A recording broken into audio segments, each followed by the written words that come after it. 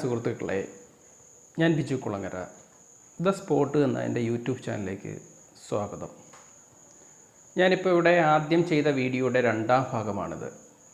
ഞാൻ പറഞ്ഞിരുന്നല്ലോ, ആത്മാക്കളുമായി, മരിച്ചുപോയവരുടെ പിതൃക്കളുടെ ആത്മാവുമായി നമുക്ക് സംസാരിക്കാൻ സാധിക്കുമെന്നുള്ള വീഡിയോയുടെ രണ്ടാം ഭാഗമാണിത്. ഇത് 2015 ഒരു സ്വപ്നദർശനം ഉണ്ടാവുകയും അച്ഛൻ്റെ ബലിതർപ്പണം നടത്താൻ വയനാട്ടിലൊരു ക്ഷേത്രത്തിൽ പോകുന്നതായിട്ട്, വയനാട്ടിലല്ല, പിന്നീട് ആ ക്ഷേത്രം വയനാടാണെന്ന്, വയനാട്ടിലെ തിരുനെല്ലി ക്ഷേത്രമാണെന്നൊരു സുഹൃത്ത്, ഒരു ജ്യേഷ്ഠ സഹോദരൻ പറയുകയുണ്ടായി. ജ്യേഷ്ഠ സഹോദരൻ തുല്യ ഒരാൾ പറയുകയുണ്ടായി.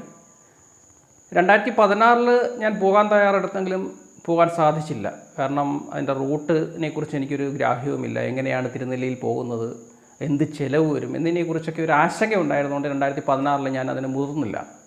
എന്നാൽ 2017 ഞാൻ എൻ്റെ ഏറ്റവും ഇളയ അനുജനായ സഹോദരനായ അജിയോട് പറഞ്ഞു, ഞാൻ ഈ വർഷം ബലിതർപ്പണം നടത്താൻ പോവുകയാണ്, അതുകൊണ്ട് വയനാട്ടിൽ പോവുകയുണ്ട്, അതുകൊണ്ട് ഈ വർഷത്തെ ബലിതർപ്പണത്തിന് വേണ്ടിയിട്ടുള്ള ബലിതർപ്പണം നീ ഏറ്റെടുക്കണം, അച്ഛന് ബലിയിടാൻ നീ പോകണം എന്ന് പറയുകയുണ്ടായി. അവനത് കേൾക്കുകയും ചെയ്തു. എന്നാൽ എനിക്ക് 2017 പോകാൻ സാധിച്ചില്ല. അപ്പോൾ എല്ലാ വർഷവും കർക്കിടവാവിനന്ന് വീട്ടിലൊരു സദ്യ ഉണ്ടാക്കും, എന്നിട്ട് പിതൃക്കൾക്ക് വിളമ്പുകയും ചെയ്യും. അത് അമ്മയുടെ ഒരു ശീലമാണ്. അപ്പം ഞാൻ ഉച്ചയ്ക്കുള്ള ഈ കർക്കിടക സദ്യ കഴിച്ചിട്ട് ഞാൻ ഉച്ചമയക്കമുണ്ട്, എനിക്ക് 1 മണിക്കൂർ ഉച്ചമയക്കമുണ്ട്. ഞാൻ കിടന്നുറങ്ങിയപ്പോൾ 2:15 ഒരു സ്വപ്ന ദർശനം, പകൽ സ്വപ്നം. അച്ഛനാണ്. ബിജു, നീ അല്ലേ മൂത്ത മകൻ, നീ അജുവോട് പറയണം കൊട്ടിയം പോലീസ് സ്റ്റേഷനിൽ പോയി പോലീസുകാരായിട്ട് പ്രശ്നങ്ങളൊന്നും ഉണ്ടാക്കരുത്. എന്തെങ്കിലും പ്രശ്നങ്ങളുണ്ടെന്നുണ്ടെങ്കിൽ, കേസ് വല്ലതും ഉണ്ടെന്നുണ്ടെങ്കിൽ അത് വേണ്ട രീതിയിൽ പരിഹരിക്കപ്പെടും. പോലീസുകാരുമായിട്ട് വഴക്കുണ്ടാക്കരുത്, നീ ഒന്ന് പറഞ്ഞ് മനസ്സിലാക്കണം, നീയാണ് മൂത്ത മകൻ എന്ന സ്ഥിതി, നീയാണ് പറഞ്ഞ് മനസ്സിലാക്കേണ്ടതെന്ന് പറഞ്ഞൊരു സ്വപ്നദർശനം. പട്ടാപ്പകൽ 2:30 എന്നാൽ ഇത് ഞാൻ വെളിപ്പെടുത്തിയത് അജിയുടെ ഭാര്യയോടാണ്.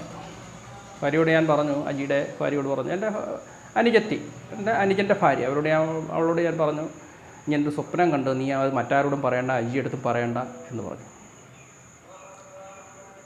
ഏകദേശം 3-4 മാസം കഴിഞ്ഞപ്പം ഒരു കേസുമായിട്ട് ബന്ധപ്പെട്ട് കൊട്ടിയം പോലീസ് സ്റ്റേഷനിൽ, അന്ന് എസ് ഐ അനൂപ് എന്ന് പറയുന്ന ഒരാളാണ് എസ് ഐയുമായിട്ട് വാക്കുതർക്കത്തിൽ, വാക്കുതർക്കത്തിലിടുകയും അനിയൻ്റെ പരാതി വലിച്ചേറി എറിയുകയൊക്കെ ചെയ്തു.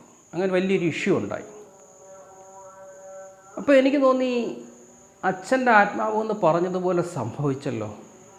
കാരണം കൊട്ടിയം പോലീസ് സ്റ്റേഷനിൽ എസ് ഐയുമായിട്ടും മറ്റുള്ളവരുമായിട്ടൊക്കെ ഒരു വാക്കുകൾക്കും ഒരു വഴക്കിന് സമാനമായ അവസ്ഥയിലും അനുജൻ എത്തിയല്ലോ. ഇപ്പം അച്ഛൻ്റെ ആത്മാവ് എന്ന് പറയുന്നത് സത്യമാണോ? അപ്പോൾ 2015 ഞാൻ ബലിതർപ്പണം നടത്താൻ പോകേണ്ടതും ആരോ, അച്ഛൻ്റെ ആത്മാവോ അല്ലെങ്കിൽ അങ്ങനെ ഏതോ ഒരു ശക്തി എന്നെ ഓർമ്മപ്പെടുത്തുന്നത് പോലെയാണല്ലോ. 2018 ഞാൻ അതിന് തയ്യാറാകുന്നു.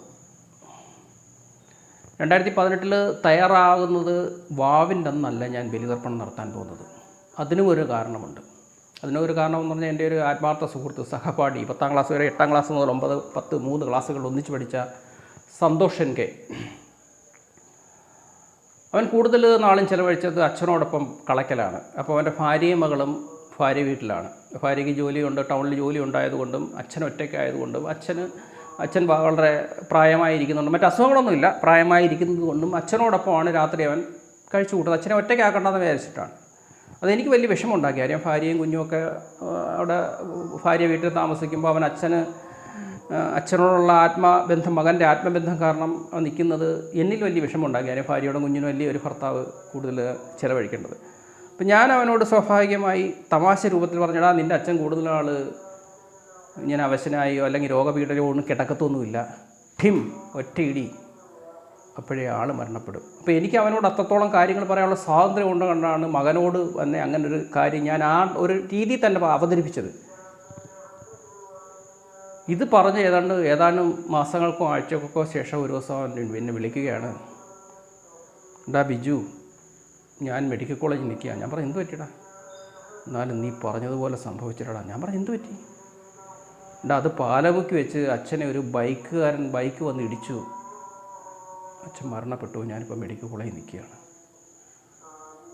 എനിക്ക് വല്ലാത്ത ഷോക്കായിപ്പോയത്.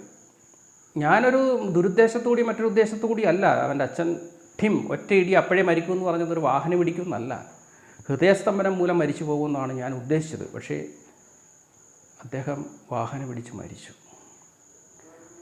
അപ്പം ഞാൻ പറഞ്ഞു, നീ ബോഡി പോസ്റ്റ്മോർട്ടം കഴിഞ്ഞ് വീട്ടിൽ കൊണ്ടുവരുമ്പോഴത്തേക്കിന് അല്ലെങ്കിൽ എന്നെ ഒന്ന് വിളിക്കണേന്ന് പറഞ്ഞു. ഞാൻ പിന്നെ വൈകുന്നേരം വിളിച്ചപ്പോൾ കൊണ്ടുവന്നു, ചിതയിലെടുത്ത് വെച്ചു എന്ന് പറഞ്ഞു. ഞാൻ അവിടെ ചെന്നപ്പോഴത്തേക്കിന് ചിത കത്തിക്കൊണ്ടിരിക്കുകയാണ്. എനിക്ക് വലിയ വിഷമം ഉണ്ടാക്കി. നേരെ അദ്ദേഹത്തെ എനിക്ക് കാണാൻ കഴിഞ്ഞില്ല.